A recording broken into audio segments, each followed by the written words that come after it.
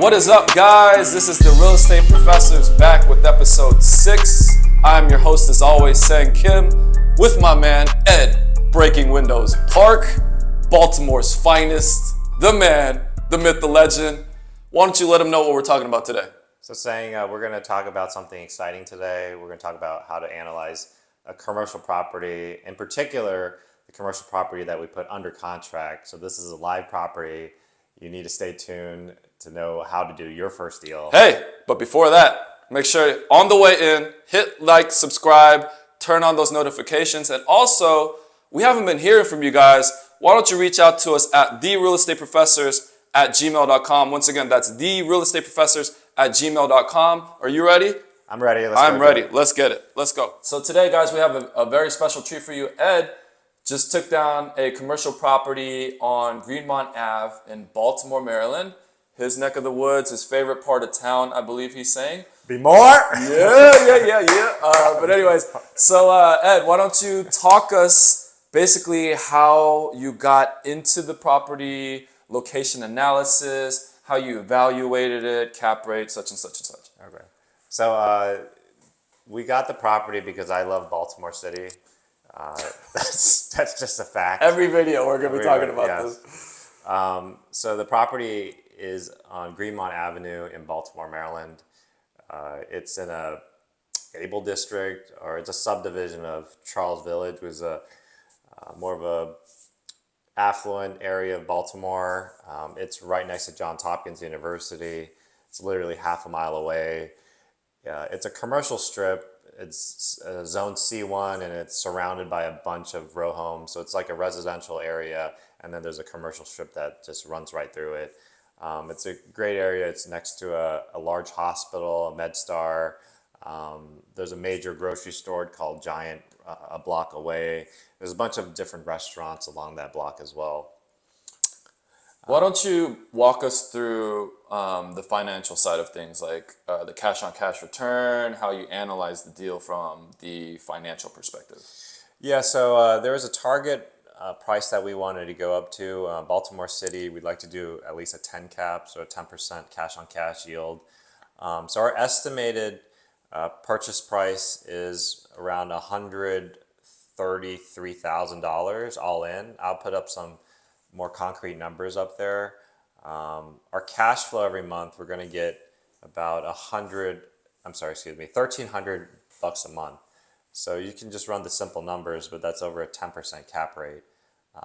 And then depending on how we manage the property, we're going to try to push this up to a 12 to 14% yield.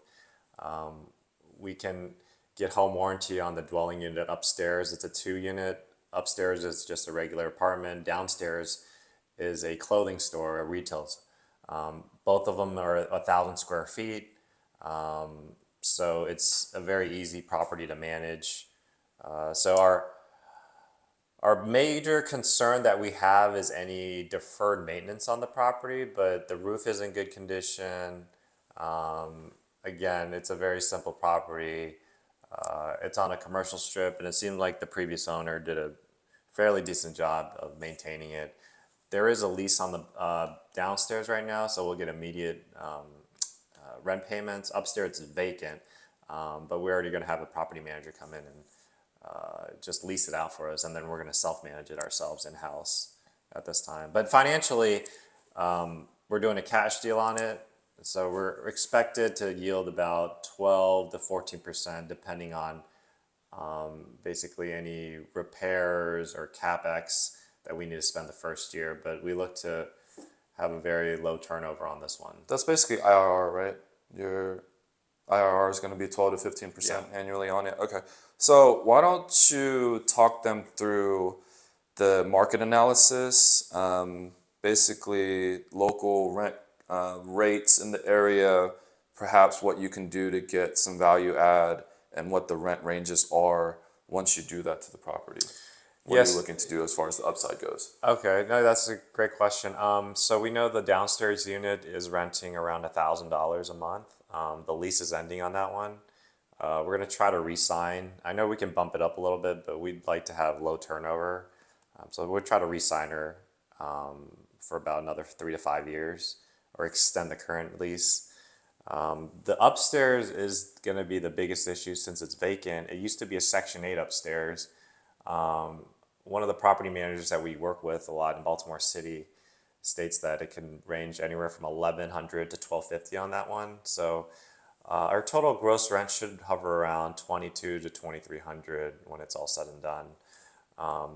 So the great news is that right now the rental market for a 3-bedroom, which is upstairs, is actually much more. It's hovering on average around 2,000. So we know that there's a lot of upside to it. It's just the matter of finding a tenant that's willing to live on a commercial strip above a clothing store. So the clothing store is not going to make too much noise. It's a very, very quiet street there, but I think we're able to do it because the property manager that we partner with just to lease out units is very good, and we've used her multiple times already. And then for the retail strip downstairs, in case the tenant does not re-sign, the average is around $20 a square foot per year there, and we're hovering like at 10. So there's a bunch of upside. It's just whether finding a tenant that's willing to lease that space. So there's a lot of upside. It's just a matter of finding the right broker and finding the right tenant. That sounds like there's great value add opportunity there. As far as the physical condition, maintenance, and things like that, why don't you talk our listeners and our viewers through how they would go about the inspection process on a commercial building when you ID it and how you get into it through it that way. Yeah, so when we saw this one, we got it off auction. So we tried to eyeball any deferred maintenance. Again, the retail store downstairs is just a bunch of drywall everywhere. There's no like equipment. It's just pretty much hardwood flooring all throughout. So it's very simple. Upstairs is a dwelling unit. It looked like it could use some new paint. It doesn't need any new bathrooms or kitchen area. So I think it's just a proper cleaning and repainting will do for that one. Our main concern when we go into commercial deals is usually the roof. That's the thing that we can't really get access to and they don't really post pictures of. The roof, we had our roofer go up there. It looks in pretty good condition. It's a torch down roof, very common in Baltimore City. It looks like it's about 3 to 5 years old.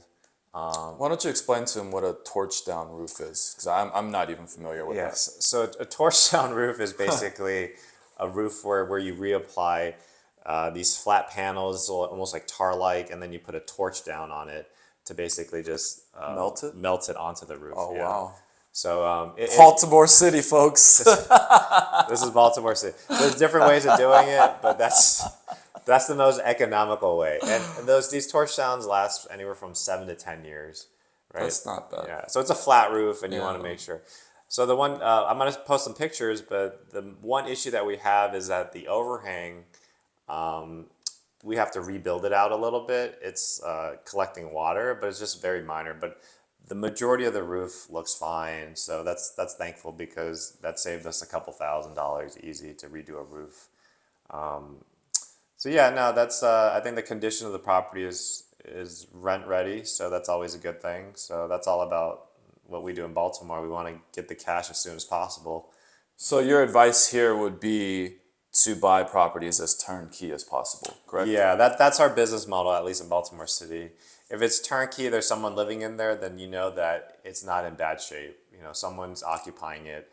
It's able to be leased out immediately with very minor updates.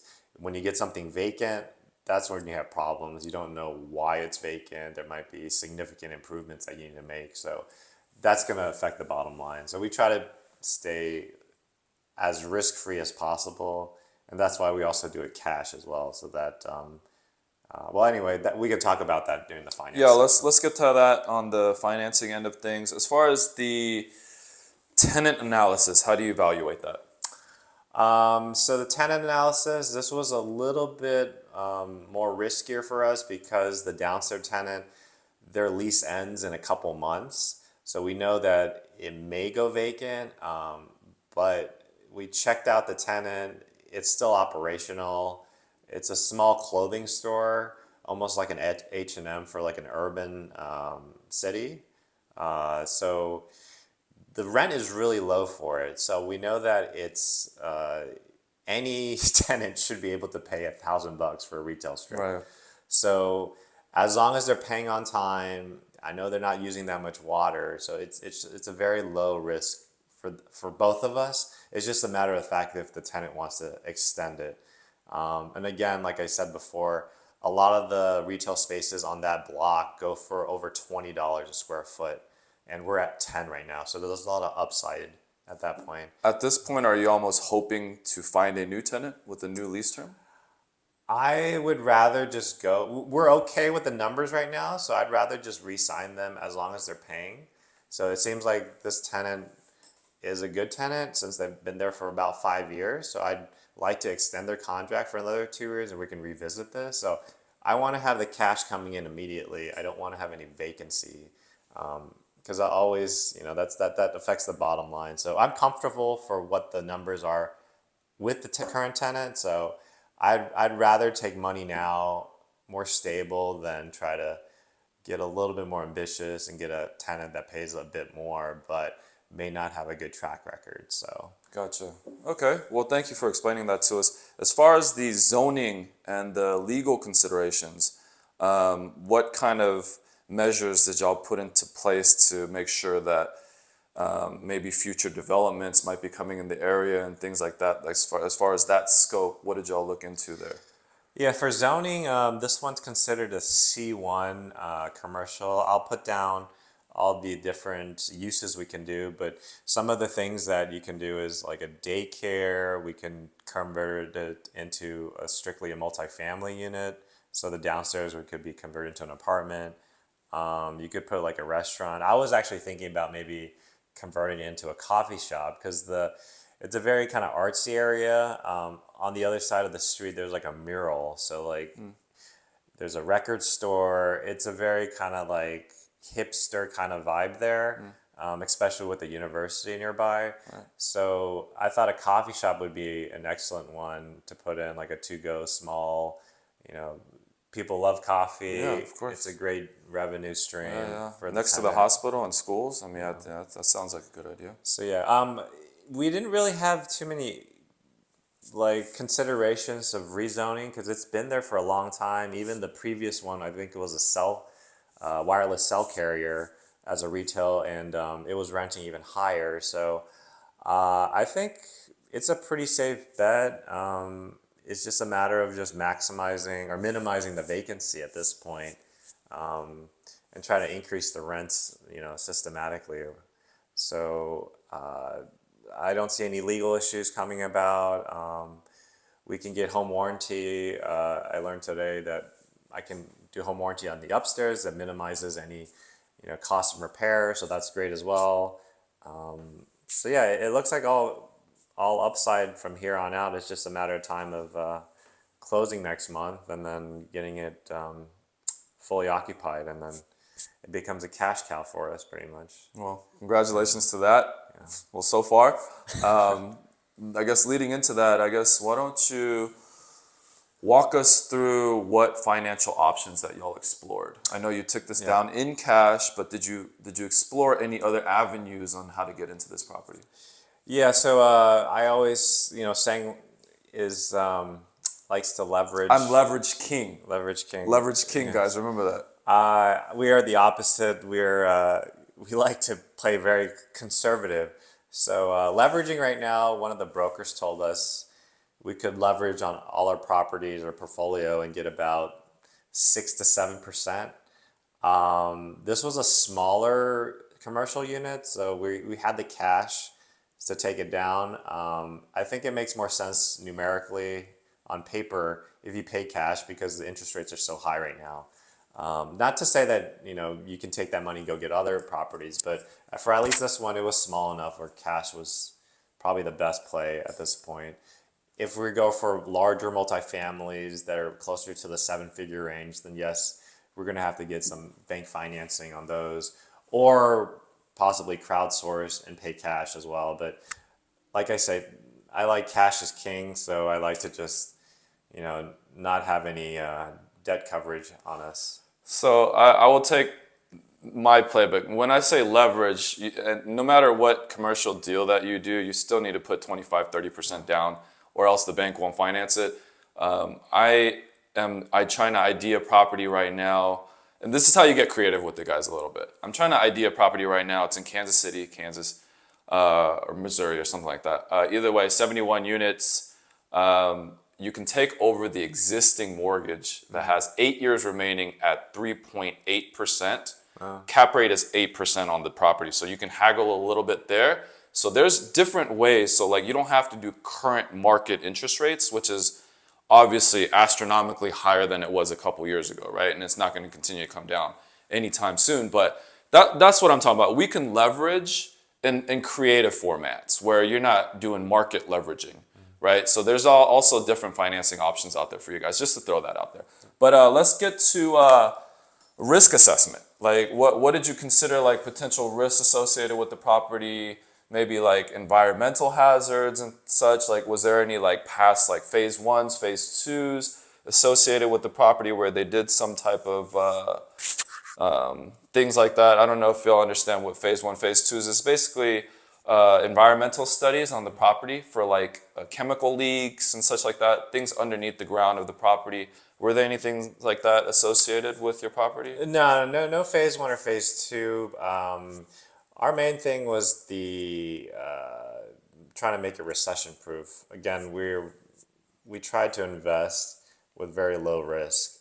So upstairs is going to be a dwelling unit. So when I think of dwelling unit, I think of loss of jobs to that particular tenant. So we try to target someone who has more of a higher income, more of a stable job, someone who has like a W-2 consistently, someone who's more commission based. Their pay will fluctuate. So we try to look for potentially government workers, someone who works for the city, to sort of mitigate that risk. Downstairs, again, it's a retail strip, but the rent is so low, I didn't feel like that, even with the recession, I think they could still make that payment. If the payment was much higher, maybe $2,000, $3,000, then I think it would be more of a concern. But $1,000 payment on a retail store is very, very low in any climate right now. So Any city. Yeah. I mean, that's just really low. yeah, so I think, and also on the lease side, we try to have a more stronger lease. So this lease in particular was very strong. It was almost a triple net. So I thought that, it reduces our costs. It does reduces any future costs.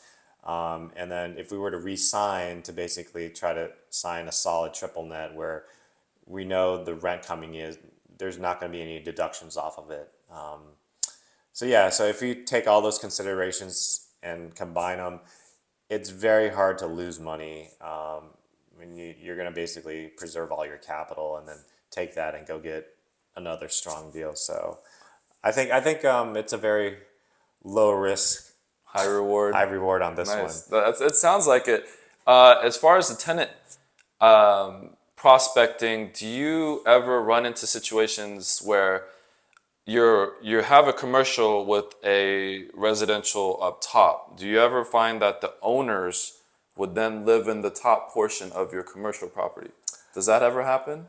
Have you looked into something like that? Potentially, maybe for like a restaurant or something. There's a lot in Baltimore City where Shout out to Kim's Convenience. If y'all seen that on Netflix, this is what I'm talking about because I don't know how often this happens in Baltimore, but Yeah. that's what I'm referencing. This kind of pops to my mind. I don't know if y'all watched that or not, but go give that a Yeah, I mean, view. yeah, potentially, yeah. I think sometimes if it's maybe a larger multifamily, you might have like a soup live in one of the units and manage the rest of them.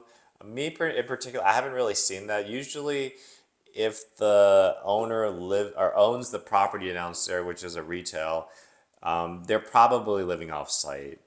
That's just from my experience. I haven't seen the owner / operator live in the same building. Don't limit your options, Ed. Well, Don't limit your options. Keep that door open for everybody. sure.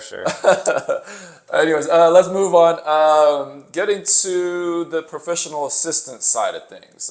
Did you have the help of a realtor? Did you have the help of like a real estate attorney? Walk us through that process. Yeah, so the one major help is to fill up the vacancy upstairs. I always strongly suggest a property manager who works in the city or that area to help you with that.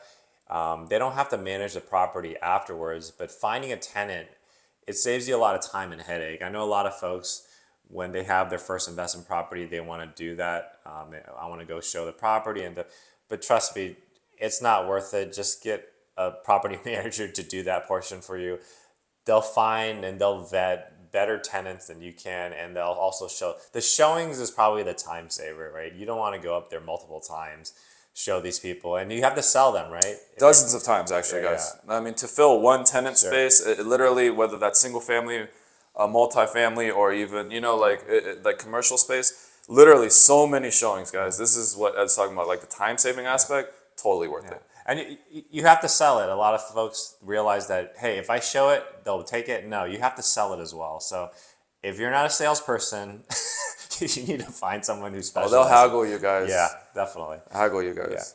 And then for the downstairs, we probably have to find a commercial broker again. That's a specialist to find someone who wants to operate a retail strip or a retail store or maybe a coffee shop. Someone who's interested. So you have to have folks help you in your commercial space because it's hard to do everything by yourself. They can do it better, they can do it quicker, and most importantly, they can do it cheaper as well, even though you might not think of it in the beginning.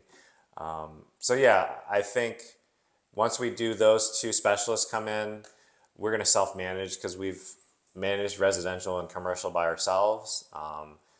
It's not our first time down the block, so we just need those specialists to help us out initially, and then we take it from there. So, of all these steps that we've analyzed today, what would you tell our viewers and our listeners to really key in on and focus on when they go through this process? Because they're not all the same, obviously. They're all kind of important in their different ways, but like for people just starting out, right? Like just trying to get into their first commercial property, what would you say that you focus the most attention on and give the most energy towards?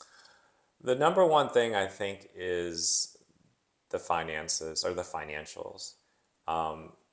It has to make On both ends, correct? Yeah, it On has to your make- end and their end. Yeah, it has to make sense on paper. If the deal doesn't make sense on paper, then it's gonna be hard to make sense of it once you get the property. So like, I think Sang will agree. It has to. You make all your money up front.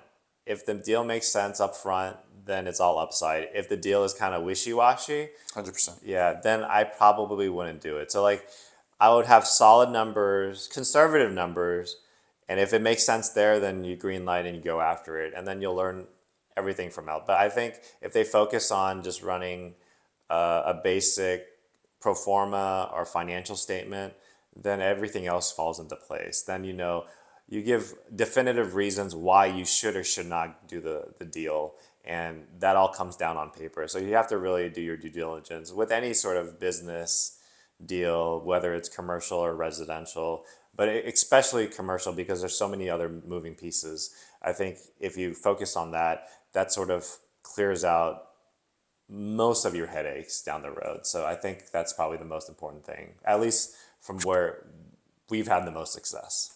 I'm going to second that because to touch a point that you were saying is you literally make all your money up front. So your purchase price dictates what your actual net gain is. So everyone thinks of this backwards. They think like, oh, what's my sale price? No, what was your purchase price?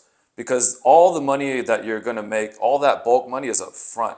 So if you overpaid in the front, chances are you're not making any money on the back end.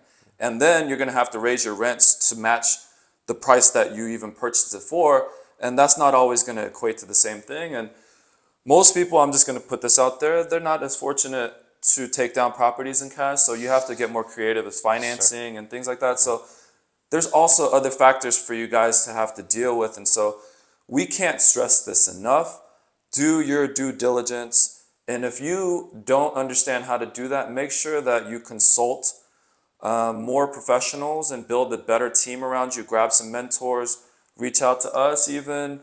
We're professionals, right? This is what we do, guys. But I'm not even throwing us out there. But when you guys get into these deals, make sure that you trust what you're getting into, not only for just the deal itself, but make sure that if you're out $50,000, $100,000, make sure that that's not going to be a financial burden or liability on your own life finances.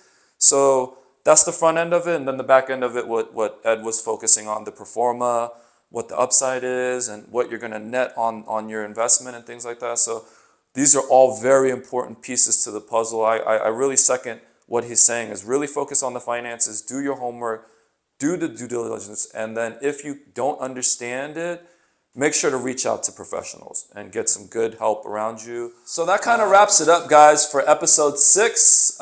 Today we discussed how to analyze, get into your first commercial property based off of Ed's deal that he's about to close on. We hope that you've really enjoyed it. Hope that it was informative.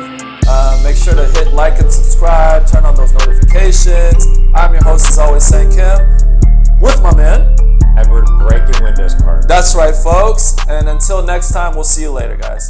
Peace out.